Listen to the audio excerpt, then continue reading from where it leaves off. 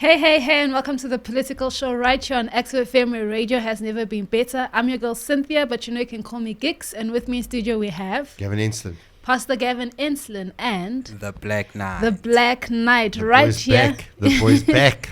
Right here on the Political Show, where Christ Politics is Hot politics. Hot politics. And this week's hot politics, we are looking at a very hot topic in South African politics that has to do with Emma Powell and her resignation on the 28th of July 2025. Pastor Gav? Yes, so basically Emma Powell, she's a member of parliament for the Democratic Alliance. That's one of the parties that's part of the GNU, the Government of National Unity, which is actually a coalition, so like a grand coalition. And so, she's been critical of President Ramaphosa in South Africa over international relations issues. So some governments would have a cabinet area called Foreign Affairs. So in South Africa, the Foreign Affairs is called International Relations. In the US, I think a lot of the Foreign Affairs matters are handled by the Secretary of State. And anyway, she came out with criticisms about the ANC in terms of first of all, their policies, relating to nations that South Africa is in relationship with, people like Hamas, people like Iran, being anti-Israel. Even now, President Ramaphosa is saying at he's been saying in this past week at a conference for liberation movements across Southern Africa that that Israel should be tried basically for war crimes in Gaza and all of this sort of stuff. When in the meantime, this very week, on our very continent, where supposedly we've got troops, that South African taxpayers paying for in the DRC, another church had about 40 people killed by Islamic insurgents. So while we're talking about genocide in the Gaza Strip, and we're not talking about what's happening on our own continent, even our next door neighbors, Mozambique, many Christians, many villages have been wiped out. In Nigeria, many Christians are being wiped out, and so I can go on and on. In fact, the story of Islamic persecution of Christians, and to the point of killing them and spilling blood, is well known across the continent. So she was criticizing all of this, and on public platforms. And then something that she raised was that obviously we had Ibrahim Rasool, who was the ambassador for South Africa to the United States, and when things came out that he said about Trump, they told the South African government he's not welcome here. So then Sabizny Jonas, he came in and he was announced as the replacement, although he too had criticized Donald Trump. And then what happened was that the US government refused to allow him a diplomatic visa. So Emma Powell, one of her questions in the whole theater of accusations that she's made was that Jonas, what is he doing? He's not doing anything because he doesn't have a diplomatic license to get into the state. The ANC went nuclear on her. The ANC, including Cyril Ramaphosa, said she's got to prove her accusations, and she rightly said, and I'm not a fan of the deal. She rightly said, no, the onus is on the president to explain to taxpayers what has Jonas been doing with the money that is being spent, on his so-called work in the USA. And anyway, then she suddenly resigned, citing many things that the ANC has said publicly, and that there's been personal threats, she's being surveilled, and all of this sort of stuff. And we're going to discuss this. And the question is, did her party, the Democratic Alliance, back her in all of this? And that's what we're going to discuss today. Yes, it's going to be an awesome show as always. Hot topics right here on the Political Show, where Christ Politics is Hot politics. Hot politics. This is the Political Show.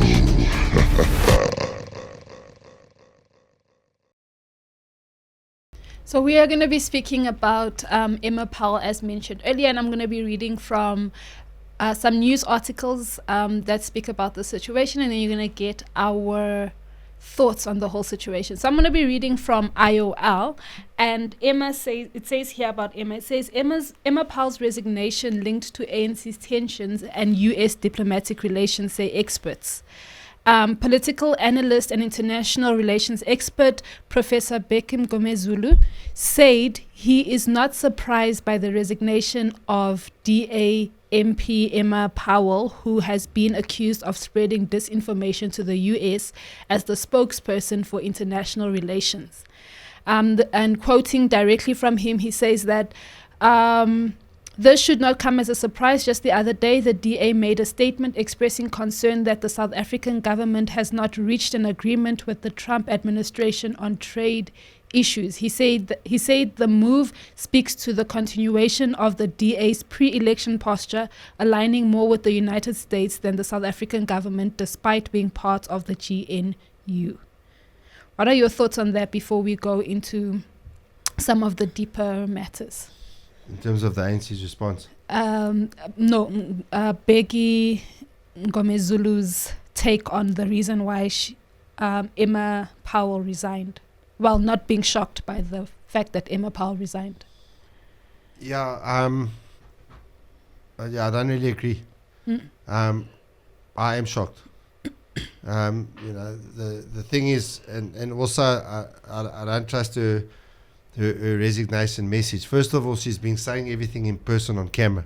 And now all of a sudden with her resignation, it's a typed up thing on X. And to tell me that she wouldn't have been threatened before, I find hard to believe. And look, the only thing that would be plausible is if someone has threatened her with her life. Yeah. But that should be exposed. If that is the case, that should be exposed. Yeah. And maybe she can't expose it, but her party can. Yeah. Because they can't kill the whole DA. Yeah. The country won't stand for that. Yeah. And I mean, I don't like the DA, so but I wouldn't stand for that. I wouldn't accept that. So yeah, I don't know. I've got big question marks, and it doesn't make sense to me that she's fearlessly taking people on, and then all of a sudden she just resigns. Yeah. Because she's scared of the ANC. All right, so let's dive into what actually happened. All right, I don't know what Black Knight thinks. Do DA people normally resign because they're scared? Not being surveilled and even attacked or whatever might happen? No, definitely not. I think obviously the biggest thing here is that I think I also lean on the fact that probably her life has been threatened or something like that. But also DA also they come across as ethical people. So probably when she's busy researching, maybe some of the people in the DA also pop up, and then she was probably threatened within the DA itself, because they've also been having a lot of people leaving their party, even though it's believed that they are just building little DAs on the side. So I'm not sure. Also, I can't really trust her move, especially with the DA. You never know. So that's my take on that. So is the DA less trustworthy, less trustworthy than the ANC? Oh no, definitely not. That's not what I'm saying. Cause I'm trashing one. Sounds like it. Cause I'm trashing one doesn't mean I'm favoring the other. No, I'm just not trashing the other. So that's how it is. we on about the DA now. So on the 28th of July, Emma Powell officially resigned from her role as the international relations spokesperson. And it was a public resignation. As Pastor Gavin mentioned, it was put up on X. And she cites facing threats, intimidation, and illegal surveillance, being targeted due to her outspoken stance against authoritarian regimes, a need to step back to allow others to carry the baton forward, gratitude to the DA, but acknowledgement of a fragile government of national unity. So let's look at some of the official narratives versus the commentary, and then you guys can just comment on that. So her resignation letter was framed with professionalism and diplomatic language. Obviously, she's a politician, but political... No, which begs the question, did Emma Powell, is she really the one that wrote Resigned. that message, or was she instructed to write that message, and was the message dictated to her?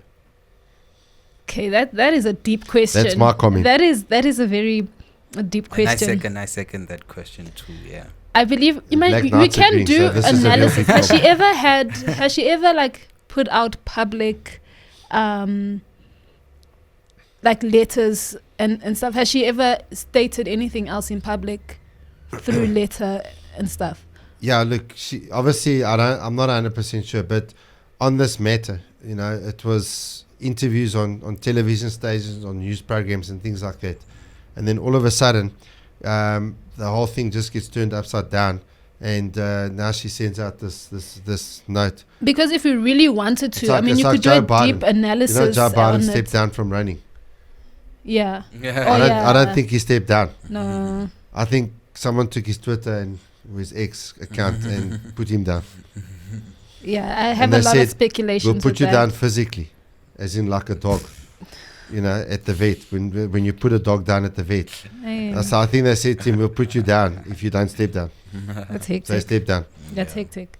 But what I was saying before I continue, what I was saying is that So that's just my opinion. yeah, if you do like deep analysis on this thing and stuff, you could actually see like based on the way that she speaks, based on the way that, you know, all of these things, you can actually tell whether or not she was the one who wrote the resignation letter. So if anyone wants to go and do that and actually see and let us know your thoughts, you know, in the comments below.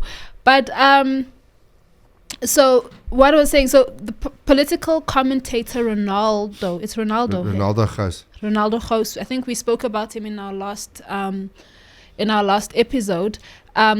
He basically believes that there's much more beneath the surface of her resignation.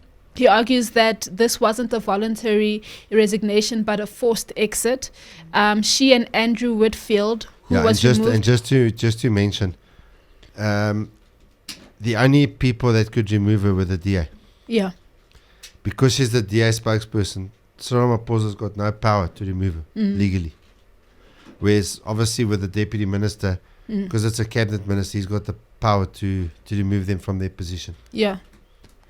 And yeah, so she and Andrew Whitfield, who was removed, as Pastor just mentioned, as deputy minister after their DA sanctioned trip to the US, and were being punished to appease the ANC. The trip, when we look at this trip, the trip was aimed to mend the US and the South Africa relations. Obviously, if you've been up to date with the news, you know that there are quite a bit of tensions there because of the whole farm murders and stuff. Yeah, so that trip was aimed to mend those relations independently of the ANC, which reportedly angered the ruling party. But then that begs the question of, we're supposed to be a government of national unity. If part of the government is sending delegates to try and mend what one part of the government can't do, why is it angering the ANC? Yeah, I can understand how it's angering. But the reality is normally you'd have rules that an opposition party cannot go and speak on behalf of the government. Because, but that's in the case where the government is the majority party. In this instance, the ANC actually needs the DA in order to be in power. So the ANC at the moment, as its president, that is actually serving at the pleasure of the DA. That's the reality. Because if the DA withdraws support, sure, they might get support from the EFF or MK. That's possible. But then that would have to happen. That would have to be tested, because if the DA withdrew, there'd be a motion of no confidence in President Ramaphosa.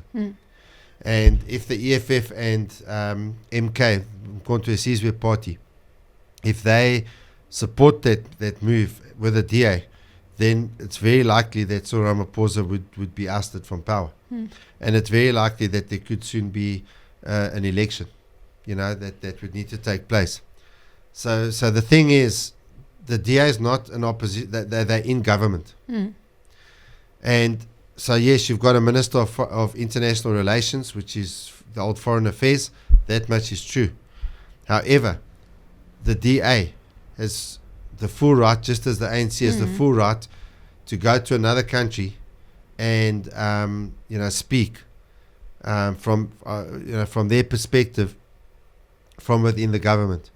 The other thing is recently, Jacob Zuma and some of the guys from the Nkonto Sizwe party went to Morocco.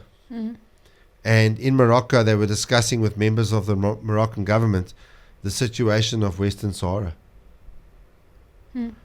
Now, MK is not in government. They the biggest opposition party in parliament. How come nothing's being said about that? In fact, I only know about it because a video came up in my YouTube feed. I didn't even know that, and I might have seen something on X. I didn't even know that these guys, went to Morocco. Whereas DA members, especially members of parliament, going to Washington or going to the US, when the US is threatening to put tariffs on the country, is perfectly legitimate. Now, the ANC won't like it because the DA is going to show them up. But that's too bad. All right, you don't have the power. You need the DA. So the DA is just as much right to speak as you do. I mean, the DA got 22% of the vote. The ANC got 39%. So whoopoo, Yeah. So some of the questions that are raised here, and then I'm going to get both of your opinions, is: was Powell truly forced out to appease coalition partners? Are DA members being silenced when they become politically inconvenient? And what precedent does this set for political independence under the GNU? Well, let's just go through it now. So first of all, Ronaldo Gous himself. He was, now he's been a podcaster for a long time, and he stopped casting, in the year before the 2024 election because he was on the DA's list. And I'm telling you now, the DA would have got votes through him because he's got a very big presence. If you go look at Ronaldo Gous' channel on YouTube, he's got a very, very big presence. I don't know if you can just check how many subscribers he's got, but it's a lot. And, I'm pretty sure they utilized that profile in order to get them votes. And then they used comments from previous podcasts, like in 2008, which were taken wholly out of context. We've spoken about this before, and they used that to fire him. All right. There's also a guy, Ramon Kabinek, who's not part of the DA, but whom the DA leader, John Steenhuisen, asked Ramon Kabinek to be his chief of staff. So Ramon said yes, and then again he's a podcaster, so they called him right winger, and the pressure came, probably from the ANC and from the donor. In fact, I'm not even sure if it was from the ANC. They might have been from the donors. And he got fired. And then we've got what's that deputy minister's name again? The deputy minister Whitfield. that the president fired. Andrew Whitfield. Andrew Whitfield, that's it. So he gets fired for going on the trip, but now the president can't fire Powell because she's not in cabinet, and she's the DA spokesperson for international relations. But now, after having a bit of a tug of war and a to and fro, with the ANC and with President Ramaphosa, the next thing, after showing quite a bit of tenacity and fearlessness, then all of a sudden she steps down. Now, we can take it just one step further. Liam Jacobs. Liam Jacobs is what is classified in South Africa as a coloured member of parliament. He's sitting in parliament, about 2 months ago, having a full go at the leader of the Patriotic Alliance, Gator McKenzie, who's now at the moment the Minister of Sport. And within a week, he abruptly resigns from the Democratic Alliance and he joins the Patriotic Alliance. I think someone told him in the DA, you need to shut up now. You must stop pushing these things so hard in Parliament. I think in addition to that, the same has happened with Emma Powell. Because why did Liam Jacobs just aptly resign and move to the Patriotic Alliance? Yeah. Just like, and he was seriously taking Gator McKenzie out, and it's like within a week. He's on X posts with Gator McKenzie having moved from the DA to the Patriotic Alliance. So, for me, the DA has the same policies as the ANC, and in the run-up to elections, they pretend like they're against those policies. And what I think, they actually support those policies, but they've got to look like they're fighting the ANC. And now people who really stand up and abide by the public declarations of the Democratic Alliance And then the leadership says, no, you stepped out of bounds now because that's what we want, what you're fighting against. So for me, the whole thing, it smells rotten. Yeah. Black Knight, what are your thoughts? Like we said the last time that you want to jump to, I don't know, DA, ANC, EFF. This is all one game. So what you're seeing here is not just how the DA runs the things. This is politics. This is what you're seeing right now.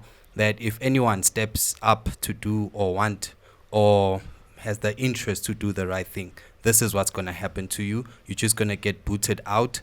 Because we also mentioned with the ANC and the DA when they had this whole fight about the VAT increase.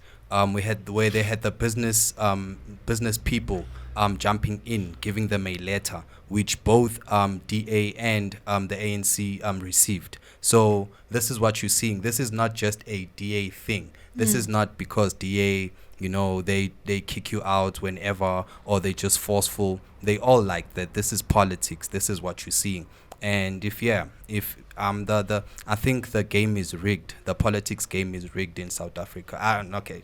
Sorry, not just in South Africa. Globally, the politics game is rigged. So yeah, that's what you're seeing. It's not just the DA. This is politics. That's what's happening. Yeah. So let's talk about some of the things that she said or criticized. One of them was the fact, in terms of Ntsebi Jonas, and his visa and credential rejection.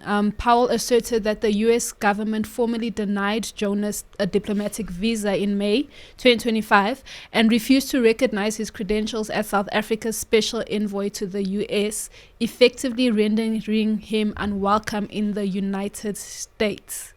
However, the presidency had misled the public. She claimed that the presidency, including President Ramaphosa, was aware of the U.S. rejection, yet continued to publicly maintain that Jonas remained in good standing and had done good work abroad, all while failing to secure an alternative envoy. And just stating from her in an interview that was published on the 24th of July, it's an empirical fact that the ANC had done nothing of value or meaning in order to shore up and rebuild trust with the United States. She was emphasizing that Jonas's appointment hadn't translated into effective diplomatic progress, leaving South Africa without a functioning interlocutor. Is that how you say it? I don't know.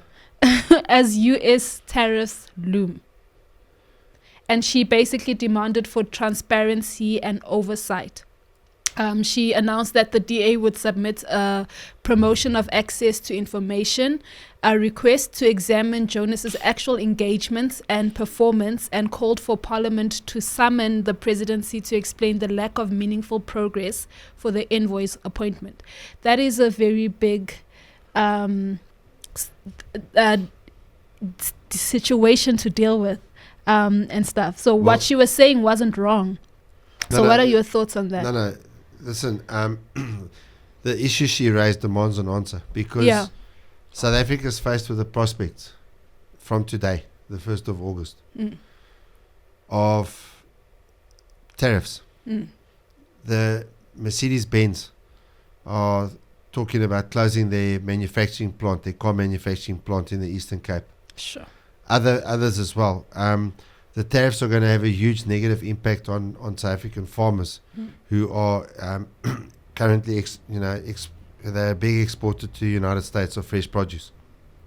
And so this is a mammoth threat to the economy of South Africa, and it's something for which the South African government is responsible, and it's why we've put them in power, is to sort things like this out.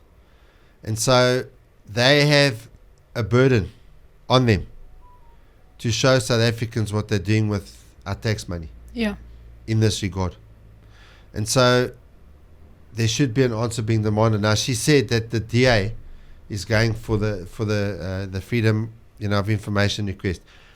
If that process stops, then we know. Then the DA is no different to the ANC. Yeah, that's true. Except that the ANC shoots other people and protects its own. The DA shoots its own and other people. That's hectic. Yeah. Black Knight, what are your thoughts? I think in terms of the tariffs, we obviously I can't really blame it on like the country itself, because we just had Trump going on a tangent of just hitting everyone with tariffs, which is probably going like it's going bad right now for him because of that. So sorry, I'll dispute that. He's won major trade concessions with the European Union, and this week the Prime Minister of Britain was falling over himself to make Trump happy. Yes, no, I saw that, but the people but people still don't have the same what's the term? No, the stock market's at an all-time high. No. Yes. No. The US stock market, it fell at first, but it's gone up, and Trump's it's a major coup. Mm-hmm. It's a major coup. He's just signed a huge deal with the EU, and they're giving him everything he wants. I mean, he goes there, he says, you guys must pay your fair share. And they're supposed to pay 0.5% of their GDP. Just because they say yes, it doesn't mean they're going to pay. I think we all know that. As much as he's said it himself, that they've been promising, they've agreed on the table, yes, we are going to do this. And then China went for years and years, they didn't pay their share. So Hold just on. because they signed a yes doesn't mean that they're going to pay. No, they are paying. That's the thing. But they're paying their... No, they are. No, that's confirmed. But the big thing with tariffs is... Trump says, right, if you lower your tariffs, then we won't implement this 30% or whatever it is. Mm-hmm. Okay, so if they don't lower their tariffs as they've agreed with him, then the tariffs that he put are going to stick. So they've agreed to lower their tariffs. And then when they lower their tariffs, then Trump will rescind the tariffs that he was placing on Europe, which I don't know if it was 10%. When will that kick in? Now.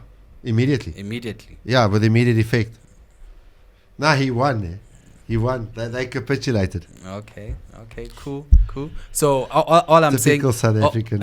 All I'm saying is that I cannot just because it's Trump, it's bad.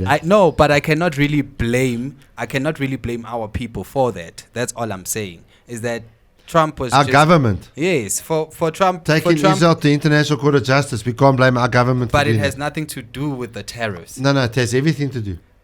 They listed those issues. Trump was hitting everyone with the tariffs. They listed our relationship with Iran. They listed the fact that we took Israel to the International Court of Justice. They listed the fact that every issue that America finds important and is in the national interest, South Africa stands against. Right, I can even add, even further to that. South Africa is acting against the interests of many of its own citizens. When was that listed? In the meeting? No, up front. These issues were listed and obviously the farm murders. That's another big issue. And this week the State Department had people here, and they've gone back and reported that what Trump said is correct. But we're just saying what the news bulletins in America were the State Department announced it. But Trump, in the meeting, Trump didn't say anything about that. No, the State Department announced it, that the farm murders are a massive problem. Oh, yes. No, farm murders, yes. Definitely. But that was part of the package. There was a package of issues. The farm murders, plus Iran, plus International Court of Justice, plus. I mean, every issue, our government stands against Trump. We fight that guy tooth and nail, and they're our biggest trading partner, or second biggest, one of the two. But I think EU is the biggest. Oh yeah. So my take is still that I don't blame the guy, and Who? The guy who was fired by our president. Okay. Yes, I don't blame him for that because. Do you blame the president? No. Yeah, the president of America. That's the one that. Oh, I'm still on that. That's who I'm blaming. So you saying death to Israel? Because we're siding with Iran, but nation that chants death to America. But it wasn't when Trump started hitting us with the tariffs. It was about the whole syndicate about the farm murders, and then and then he started taking away the HIV. What you call? It wasn't HIV. USAID. The HIV thing was a fraction of the aid. USAID brought comprehensive sexuality education in South Africa. No one talks about that. Who's happy that our kids are being taught, listen, you might look like a boy on your body, but you're not a boy, okay? If you want to be a girl, it's fine, be a girl. Are you happy with that? No, definitely. USAID. So let's actually be sincere about what the hell were these people were doing here. Yeah. They came with a set of files like this, said, yeah, implement this curriculum across all your schools. But it was based. And yes, climate change. Yes, climate change stuff. Implement this as well. Joe Biden still says, Cyril, I'm watching you, bro. I want to see you implement this climate change stuff. Do you know that? No, I don't. I haven't seen that, so I don't know that. So don't dump on Trump. No, I'm joking. No. So yeah, that is my take on that. In Isaiah chapter 1 verse 17, it says, learn to do right, seek justice, defend the oppressed, take up the cause of the fatherless, plead the case of the widow. I think in this case, Black Knight's going to say, I'm taking the side of the oppressed Trump. Okay. But when you look at all of this stuff, I mean, every South African goes to a shop. They buy sweets. Okay, in America it's candy apparently. But anyway, yeah, it's sweets. They buy sweets. They buy a cold drink. They buy bread. They buy a car. Whatever. They have to pay value-added tax. And many of the people that are paying all of this tax are poor. When a poor South African catches a minibus taxi and they pay the fee to a taxi driver, that fee is affected by a whole lot of tax that is leveled on our fuel. And these guys are talking about things like what Emma Powell raised, as if they don't need to answer for that. But they don't operate in a kingdom. They don't have the right to spend taxpayer money without answering to the taxpayer for it. South Africa is supposed to operate under the thing the people shall govern, which means we elect representatives in parliament who represent us. A member of parliament is a representative of the people. And they're supposed to enact legislation that the people desire. And I'm going to maintain, Black Knot, all right, that many of the policies that Trump utters, and I'm not, forget about the South African arguments now, just take the rest of it. Most South Africans would want those policies to be implemented in South Africa. Most South Africans do not want the government interfering in their lives and in their businesses. Do you agree or disagree? And because the government interferes so much, we're not looking after the widows. We're not looking after the orphans. Justice is not being served. You do not find justice in our courts. The only time you find justice in our courts is if a man walks in there and his name is Justice. Oh, wow. All right. Otherwise, it's just injustice. So even today, you know, there's been hearings this week at the Constitutional Court. So if one of the people in that courtroom's name was Justice, then we could say our Constitutional Court had justice. There is no justice. And, you know, what I am saying to, if any of the leads happen to watch the show, because I know this show is well listened to, you know, around the place. So if any of the leads in South Africa, the leads in the business world, you know, the corporate world, the political world, the judicial world, the police, you know, all of the high-ranking, high society parts of South African society, you guys need to understand you're going to stand before God, because the injustices that are taking place and the way poor people are being abused is absolutely and utterly horrendous. Even the political parties and the companies that claim they're standing for the poor are not. And I'm going to caution you and to challenge you that you need to take stock of this. And you need to also realize that you need to answer to the people who put you there, because it's the people from whom you get your authority. If you are exercising your power in a way that the people do not want you to exercise it, it means it's an abuse of authority. And so the biggest corruption is not where people are stealing money. They limit corruption to where people are just stealing money. The biggest corruption is when the parliament passes corrupt laws. And our law books are full of corrupt laws that have been passed by our parliament, especially in the last 10 years. And so corruption won't go until you change our king, and our king is the law, because we're supposed to operate under the rule of law. And so what I want all of you to understand, if you're not in the elite, which is going to be the vast majority of people, is turn to the Lord. Turn to the Lord, because, you know, He is the ultimate judge. He is the ultimate Father. He is the ultimate Savior. He is the ultimate Lord. And I want to really encourage you to turn to Him. He'll never let you down. Black night will let you down, but your God never will. That was Yeah, hectic. that's true. That's true.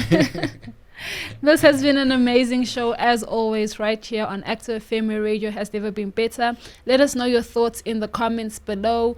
Do you agree that it's very suspicious that Emma Powell just resigned out of nowhere, or were you expecting? I'm not suspicious. I think she was forced. It's a gut feel. I don't have any evidence, so don't sue me. I don't have evidence, but I listened to how she's pushing. It's like Liam Jacobs. He's pushing. Next thing he joins the very guy he's pushing against. I'm sorry. I don't. Two people, in about 2 months. Nah. The party, the party. We're watching you, eh? Where do you stand? Let us know in the comments below. And maybe you did the analysis that I spoke about in the beginning, where you looked at the way that she speaks, and then you look at the resignation on X, and what do you come up with? Was it her? Wasn't it her? Let us know your thoughts. I'm your girl Cynthia, but Put the two in AI and check. See what AI says. I'm joking. I don't. This AI thing. Personally, Even Alex Jones earlier this week was I'm saying, yet "Look at what AI says." I'm yet to be ChatGPT. Is it Grok? It's a nice tool, but please don't ask for its opinion. All of these AI tools and stuff like that are really good for where they need to be used. But there are certain things where I just believe you don't need to use it. Don't ask them for advice. Definitely don't ask them for advice, and we mustn't become dependent on them.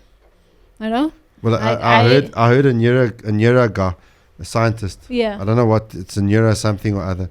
Neurologist, no, I don't know, was a neurologist, neuro or something, and he said apparently if you overuse AI, your brain shrinks. Makes sense. You can put that Because as you're a not title you're not thinking. You're not. I don't know the phrases and the It's words. like if you don't go and to gym. whatever. Yeah. Thinking is gym for the You're for the not brain. exercising your brain. You're Yeah. not using what your brain needs to be used to think and all of these things. You're just typing, and I mean there was that one show. Well, now you can even long talk. time ago. Yeah. Hey, AI, please tell me. Personally, I've never really been a fan of AI. Obviously, like I say, there's certain places where you can use it, and stuff, but we don't want a dumber society. Apparently, also a calculator used to decrease the level of problem solving. No, it does. Yeah. True. No, that's true. My mom was telling me that when she was in school, they had to, the sin costs, what. Yes, they we did had that without logbooks. calculators. No, we had logbooks. No, I had I never had a calculator to do trigonometry. That's crazy. My mom's a human How can you calculator. I'll do literally be like, trigonometry without a calculator? the Ask- exchange How are you rate. gonna get the course? I I literally like the exchange rate is this. Yeah. It Please was a can half-page you sum. tell me what the That's thing crazy. is? Yeah. I literally go to my mom if I want the exchange rate. Yeah, The that's actual, crazy. it's weird. But anyway, we're not talking about that. Oh, yeah. We are actually talking about it. We're not supposed to be talking about it, but we are. My name is Cynthia, but you can call me Gigs. And with me in studio we have Kevin Inslin. Pastor Gavin Inslin and The Black Knight. the Black Knight, right here on the political show where Christ politics is. Hot politics. Hot politics. This is the political show.